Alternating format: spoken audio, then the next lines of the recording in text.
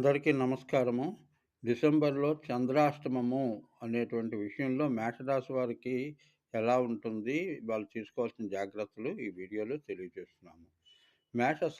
సాయన మేషరాశి అనే కాదు, మామూలు మేషరాశి కూడాను, నక్షత్రాల ప్రకారం కూడాను అశ్విని, భరణి, కృత్తిక 1 ఈ పాదాల వాళ్ళు ఏమిటంటే స చంద్రాష్టమం అంటే జన్మరాశి నుంచి 8వ రాశిలో చంద్రుడు ప్రవేశిస్తాడు. అంటే వృశ్చిక రాశిలో.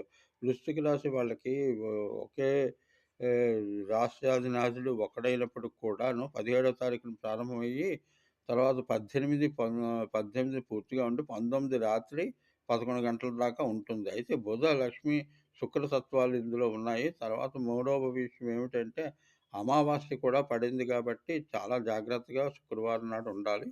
వీళ్ళు చేసుకోవాల్సినది ధర్మమూర్తి సూర్యనారాయణ మూర్తిని ఆరాధన లేదా భగవద్